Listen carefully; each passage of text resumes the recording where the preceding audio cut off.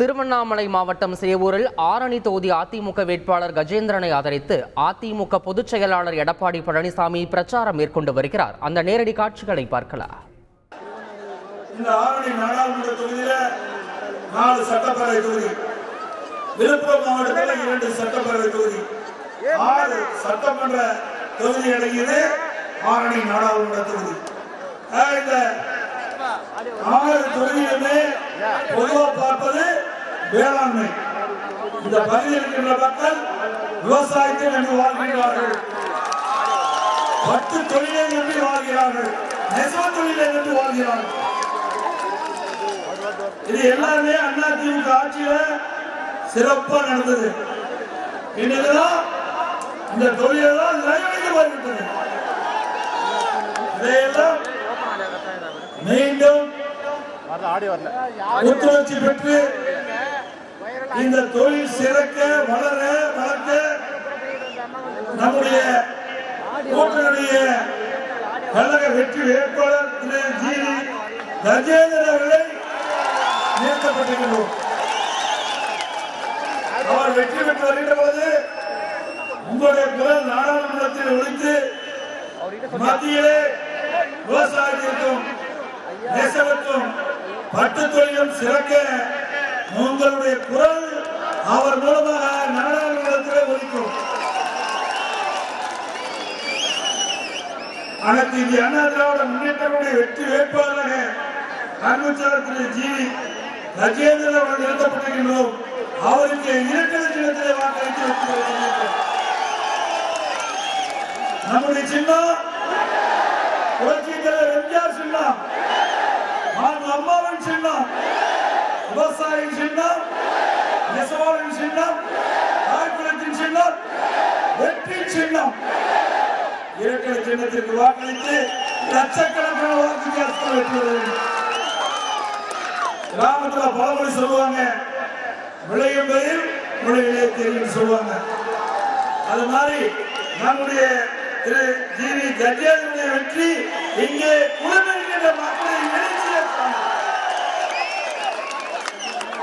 ஆரணி நகரத்துக்குள்ள அப்படியே வந்து கொண்டு வந்த போது கிட்டத்தட்ட 1.5 கிலோமீட்டர் தூரம் 2 பக்கங்களும் 2 பக்கங்களிலும் பொதுமக்கள் திரளாக இருந்து சிறப்பான வரவேற்பு. நான் பல தேர்தல் பிரச்சார கூட்டத்தில் சென்று வந்திருக்கின்றேன். இதுவரை 26 நாடாளுமன்ற வேட்பாளரை ஆதரித்து பிரச்சாரம் செய்திருக்கின்றேன். ஆனால் இந்த ஆரணி நாடாளுமன்ற தொகுதி வேட்பாளரை இங்கே வந்து அறிமுகப்படுத்தி அவருக்கு ஆதரவாக பிரச்சாரம் செய்கின்ற சூழ்நிலையில வழியில பார்க்கின்ற பொழுது இன்றைக்கு நீந்தி வரக்கூடிய காட்சியை பார்க்கிறோம். அப்படி இருவரும் மக்கள் வெள்ளம் காட்சி அளித்துக் கொண்டிருந்தது. இந்த அரங்கில் வந்து பார்க்கிறது, இந்த அரங்கம் முழுவதும் நிரம்பி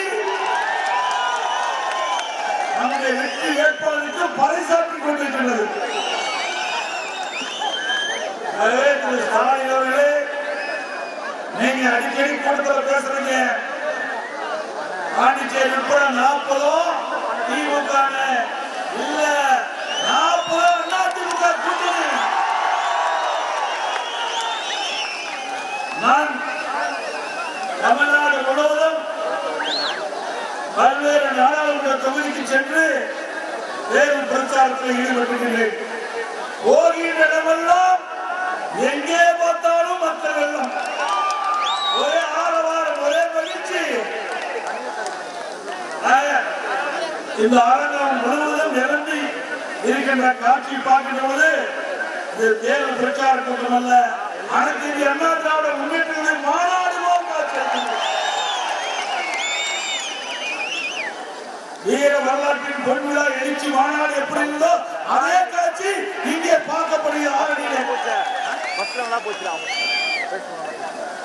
ஸ்டாலின் அவர்களே, அனைத்து இந்திய அண்ணா திராவிட முன்னேற்ற கழகத்தை உடைக்க எவ்வளவு முயற்சி செய்தீர்கள்,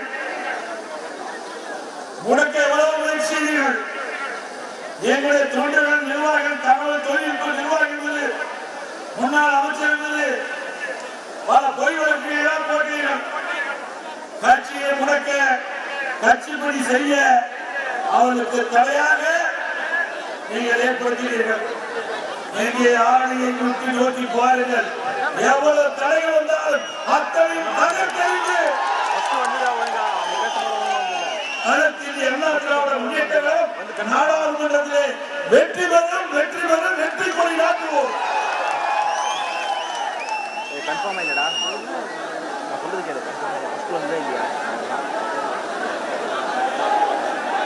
என்னப்பா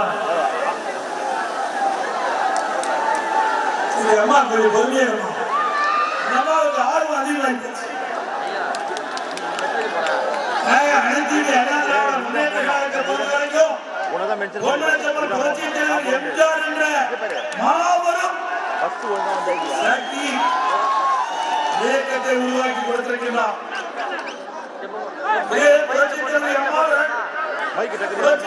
எம்ஜிஆர் தோற்றுவித்த கட்சியை தன்னை இணையாப்பதை போல காற்று நம்மளுக்கு ஒப்படைத்திருக்கின்றார்.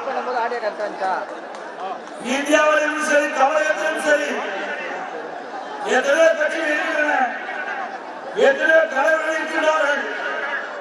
ஆனால் நம்முடைய தலைவர்கள் போல் கிடையாது. எத்தனையோ பேர்கள் மண்ணிலே பிறக்கின்றார், வாழ்கின்றார்கள், இறக்கின்றார்கள். ஆனால் புரட்சித் தலைவர் எம்ஜிஆர், இதே புரட்சித் தலைவி அம்மா, இருவரும் தலைவர்கள் இன்றைக்கும் மக்கள் மனதிலே வாழ்ந்து கொண்டிருக்கிறார் சொன்னார்.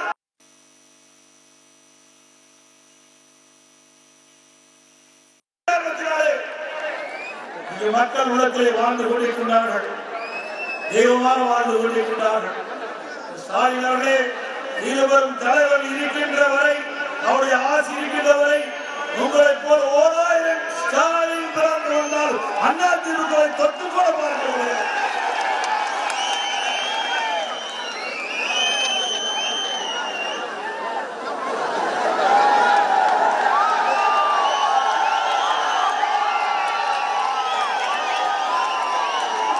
இந்த பகுதியை பொறுத்த வரைக்கும் ஏழகி கைத்தறி நிறைந்த பகுதி, பட்டு நெசவாளர் நிறைந்த பகுதி. இந்த விடியா திமுக முதலமைச்சர் பொறுப்பேற்று சரியான விலை கிடைக்கவில்லை. நெய்த பட்டு துணிகள் முறைமையால் விற்பனை செய்ய முடியவில்லை என்று என்னிடத்திலே தெரிவித்தார்கள்.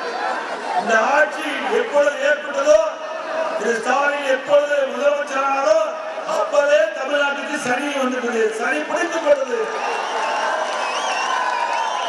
நாம சொல்லுவாங்க ஏழு சனின்னு. அப்படி இந்த ஏழு சனியே இந்த தேர்தலில் அகற்றப்பட வேண்டும். திரு ஸ்டாலின் அவர்களுடைய ஆட்சி ஒரு பொம்மை முதலமைச்சர் ஆளுகின்ற ஆட்சியா பார்க்கலாம். அதனாலதான் எந்த தொழிலுமே செய்ய முடியாத ஒரு அவல நிலையை தமிழகத்திலே பார்க்க முடிகிறது. அதே போல வேளாண்மை, விவசாயம், நெல் உற்பத்தி அதிகம், கரும்பு அதிகமாக பயிரிடுகின்றார்கள், வாழை அதிகமாக பயிரிடுகின்றார்கள், கடலை பயிரிடுகின்றார்கள்.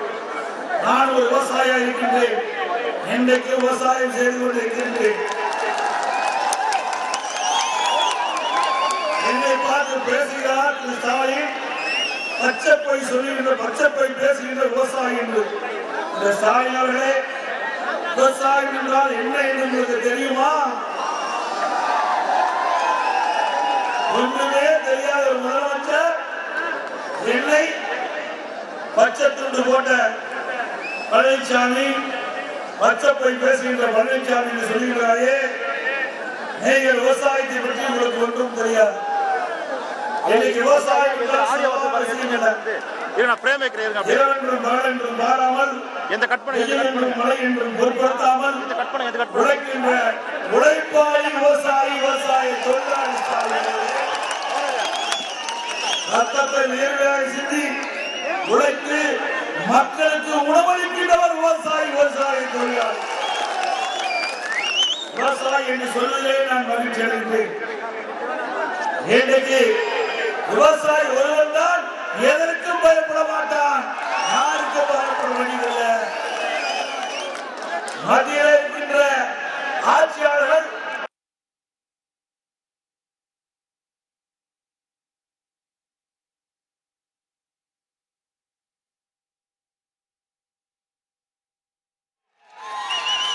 சமூக நலத்துறையிலே விருது, உயர்கல்வியிலே விருது, பொதுப்பணித்துறையிலே விருதுகள், இப்படி துறை துறை வாரியாக சிறப்பான நிர்வாக திறமையின் காரணமாக இந்திய அளவிலே தேசிய அளவிலே பல விருதுகளை பெற்று சாதனை அரசு என்று நிலைநாட்டிய அரசாங்கம் அதிமுக அரசாங்கம். உங்களுடைய ஆட்சியில் இப்படி பார்க்கப்படுகிறதா? அதோடு திரு ஸ்டாலின் அவர்கள் பல்வேறு திட்டங்களை அறிவித்தார். ஒரு திட்டத்தை அறிவித்துடன் ஒரு பெயரை வைத்து வருவார், அதற்கு ஒரு குழு போட்டுருவார்.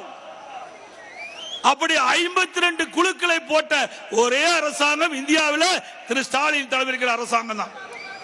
அதுக்கு திராவிட மாடல் ஆட்சி இல்ல, குழு அரசாங்கம் என்று மக்கள் பேசிக் கொண்டிருக்கிறார்கள். அந்த குழு போட்டு அதோட முடிஞ்சு போச்சு. அந்த திட்டம் அதோட கிடப்புல போட்டுருவார். இப்படி 52 குழுக்கள் போட்டீர்களே, இந்த 52 குழுக்களுடைய பணி என்ன? நாங்கள் வெள்ளை அறிக்கை கேட்டோம், இதுவரைக்கும் வெள்ளை அறிக்கை கிடைக்கவில்லை. இந்த குழு என்ன செய்தென்றே தெரியவில்லை. ஆக ஒரு பொம்மை முதலமைச்சர், திறமையற்ற முதலமைச்சர் இந்த நாட்டை ஆண்டு கொண்டிருக்கின்ற காரணத்தினாலே குழு போட்டு போட்டு திட்டமே நிறைவேறாமல் 3 ஆண்டு காலம் கழித்துதான் மிச்சம். அதோட எல்லா துறையிலும் ஊழல் துறையே கிடையாது. ஏற்கனவே ஊழலுக்காக ஒரு அரசாங்கம் கலைக்கப்பட்டது என்று சொன்னால் திமுக அரசாங்கம் தான் ஊழலுக்காக கலைக்கப்பட்ட அரசாங்கம். ஒன்றா இரண்டா? திரு கருணாநிதி அவர்கள் முதலமைச்சர் இருந்த காலகட்டத்திலே ஊழல் பிறந்து விட்டது. வீரான ஊழல், பூச்சி மருந்து ஊழல், அரிசி பேர ஊழல், இப்படி ஊழல் ஊழல் என்று ஊழலுக்கு சொந்தமான கட்சி திமுக கட்சி. வாரிசு அரசியல் என்ன? திரு கருணாநிதி குடும்பம் மன்னர் குடும்பமா? திரு கருணாநிதி முதலமைச்சர் இருப்பாரு, திரு ஸ்டாலின் முதலமைச்சர் வருவாரு, அடுத்தது உதயநிதி வர்றதுக்கு முயற்சி பண்றாரு, அது நடக்காது, அது வேற விஷயம். திமுக வேற ஆளே இல்லையா? திமுக வேற ஆளே கிடையாது. நான் அதுக்குதான் எல்லா பொதுக்கூட்டத்திலையும் பேசுறேன். எல்லா கட்சி மாதிரி இயங்குது, ஆனா திமுக கார்பரேட் கம்பெனி மாதிரி இயங்கிட்டு இருக்குது. கம்பெனி, அந்த கம்பெனியில தான் அப்பாவுக்கு அடுத்து மகன் வருவாங்க, அது ஓனரா. அப்படி ஒரு கார்பரேட் கம்பெனியாக இருக்கின்ற ஒரு கட்சி திமுக கட்சி. மக்களுக்கு எந்த நன்மை கிடையாது. எப்பொழுது சிந்தனையும் வீட்டு மக்களை பற்றி தான் திரு ஸ்டாலினுக்கு வந்து கொண்டிருக்கும். ஒரு உதாரணத்துக்கு சொல்ல வேண்டும் என்றால்,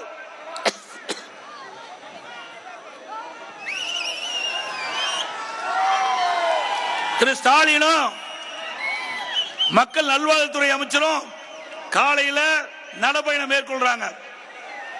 அப்ப திரு ஸ்டாலின் மக்கள் நல்வாழ்வுத்துறை அமைச்சர்கிட்ட கேட்கிறார், என்னுடைய மகன் திரு உதயநிதி ஸ்டாலின் நடித்த படம் கழக தலைவன், அது எப்படி ஓடுது, எவ்வளவு கலெக்ஷன் கிடைக்குது அப்படின்னு விசாரிக்கிறார். அப்படி என்றால் ஒரு முதலமைச்சருடைய சிந்தனை எப்படி இருக்கின்றது? வீட்டு மக்களை பற்றி தான் சிந்தனை இருந்து கொண்டிருக்கின்றது. ஆட்சி பொறுப்புகளை அமைத்த மக்கள் மீது அக்கறை இல்லாத முதலமைச்சர் என்று தெளிவா தெரியுது. அதை வேற எல்லா பத்திரிகையிலையும் ஊடகத்திலையும் காட்டுறாங்க. இது ஒரு பெரிய செய்தி மாதிரி. அவர் பேசிக் கொண்டிருந்த செய்தியை பத்திரிகையிலே ஊடகத்தில் வெளியிடுறாங்க. அப்படி என்றால் இந்த நாட்டு மக்களுக்காக உழைப்பதற்காக உங்களை தேர்ந்தெடுத்தார்களா, அல்லது வீட்டு மக்களுக்கு உழைப்பதற்காக உங்களை தேர்ந்தெடுத்தார்கள் என்று மக்கள் இன்றைக்கு கேள்வி கேட்டுக் கொண்டிருக்கிறார்கள். திரு ஸ்டாலின் அவர்களே, அனைத்து இந்திய அண்ணா திராவிட முன்னேற்ற கழகத்தில் அப்படி அல்ல. இந்தியாவிலேயே ஜனநாயகம் உள்ள ஒரே கட்சி அண்ணா, திமுக கட்சி ஒண்ணுதான். அதிமுக கட்சியில் தான் இங்கே இருக்கின்றவர் இங்கே வந்து பேச முடியும், வேற எந்த கட்சியிலும் கிடையாது. எங்கே இருக்கின்றவர் இங்கே மேடையிலே அமர முடியும். நானும் ஒரு காலத்திலே உங்களை போல் நின்று தலைவர்களுடைய பேச்சை கேட்டு புரட்சி தலைவர் எம்ஜிஆர் ஈர்க்கப்பட்டு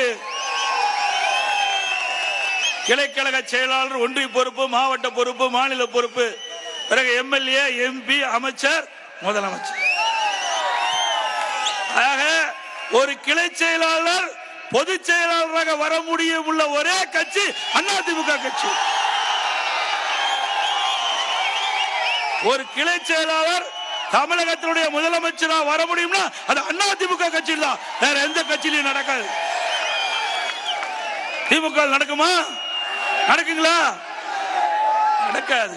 அதான் வாரிசு அரசியல், அது முத்திரை குத்திட்டாங்களே. அதிமுக என்ற கட்சி புரட்சி தலைவர் எம்ஜிஆர் உருவாக்கப்பட்ட கட்சி, அம்மா கட்டி காத்த கட்சி, மக்களுக்கு சேவை செய்வதற்காக உருவாக்கப்பட்ட கட்சி.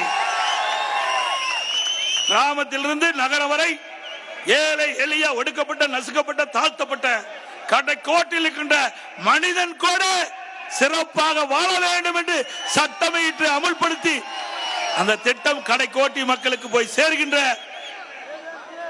நிர்வாக திறமையுள்ள அரசாங்கமா அதிமுக அரசாங்கம் திகழ்ந்தது. இன்றைய நிலை அப்படியா இருக்குது? ஒன்றுமே கிடையாது. 3 ஆண்டு காலம் உருண்டோடி விட்டது. இந்த 3 ஆண்டு காலத்திலே மக்களுக்கு கிடைத்த நன்மை என்ன? வேதனைதான் மக்களுக்கு கிடைத்த பரிசு. ஓட்டு போட்ட மக்களுக்கு வேதனை தான் இன்னைக்கு பரிசாக ஸ்ரீ ஸ்டாலின் கொடுத்திருக்கின்றார். இன்றைய தினம் துடிக்கிறார்.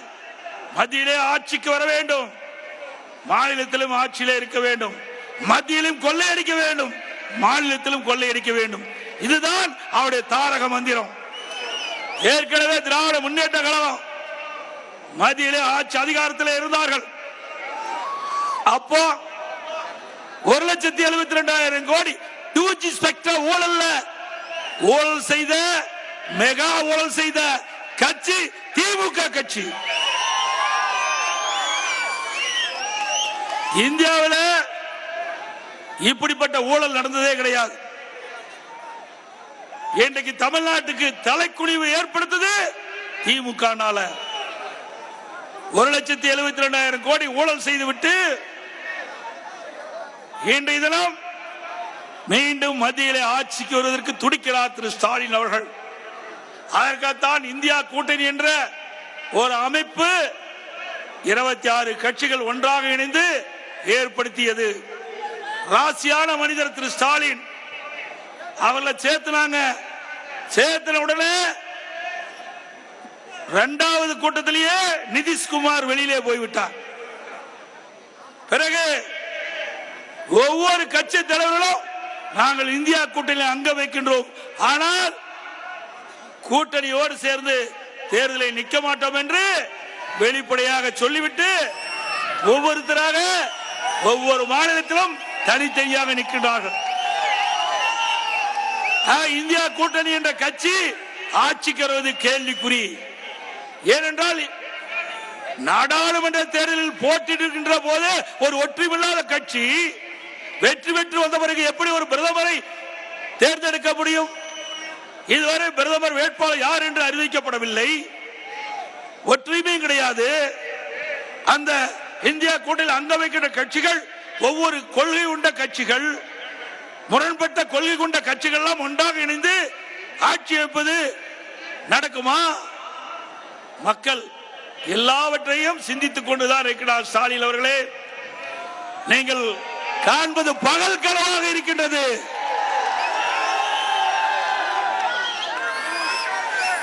அதோட டெல்லியில காங்கிரசும் கெஜ்ரிவால் அவர்களும் இணைந்து போட்டியிடுகிறார்கள் கூட்டணி அமைச்சு.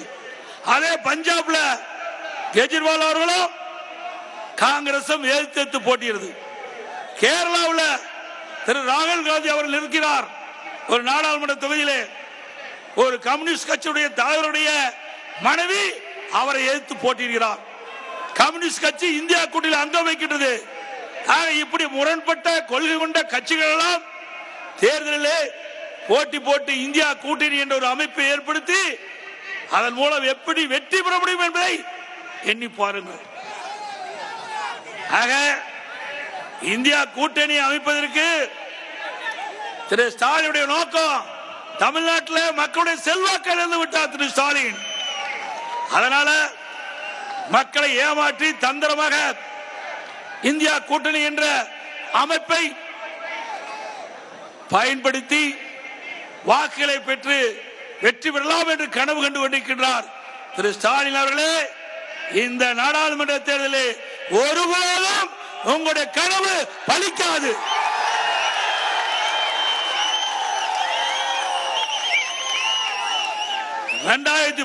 நாடாளுமன்ற தேர்தல், 2021 சட்டமன்ற தேர்தல் எவ்வளவு அறிவிப்புகளை வெளியிட்டீங்க.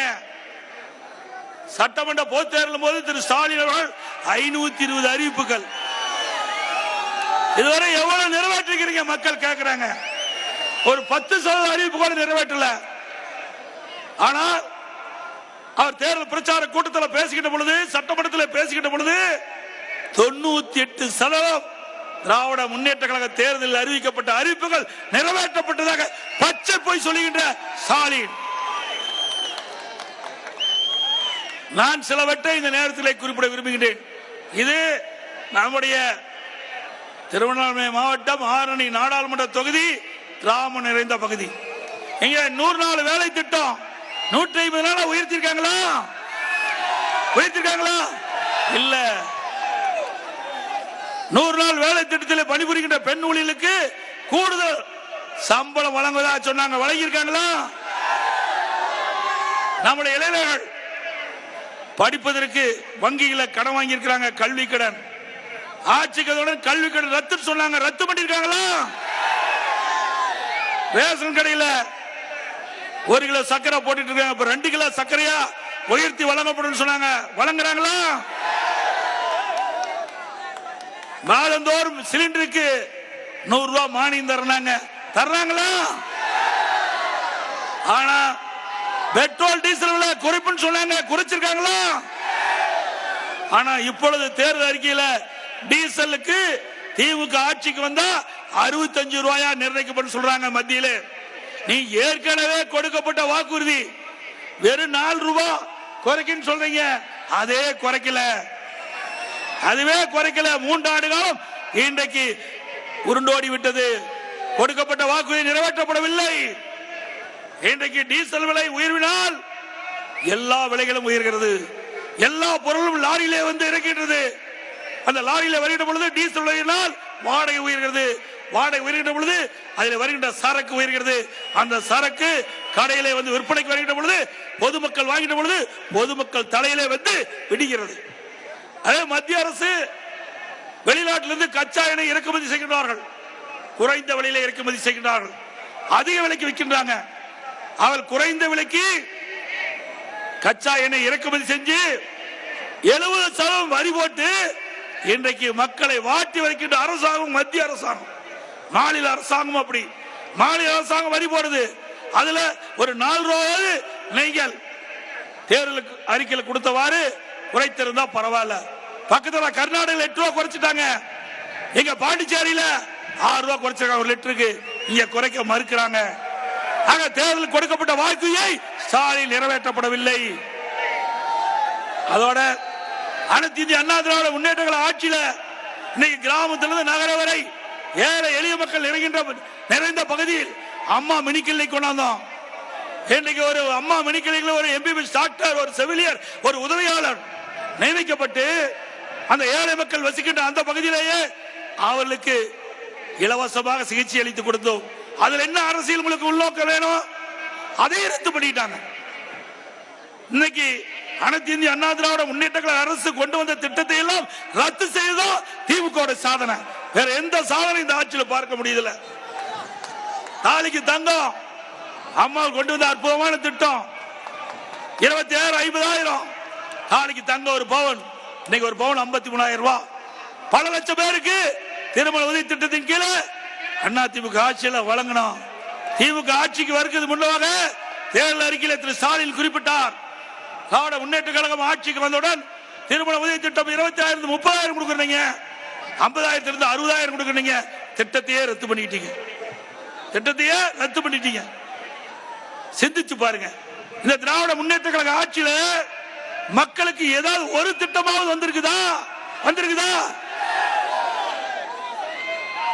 அனைத்து இந்திய அண்ணா திராவிட முன்னேற்ற கழக ஆட்சி இருக்கின்ற பொழுது ஒரே வருடத்தில் 11 அரசு மருத்துவக் கல்லூரி மருத்துவமனை கொண்டு வந்து சாதனை படைச்சோம்.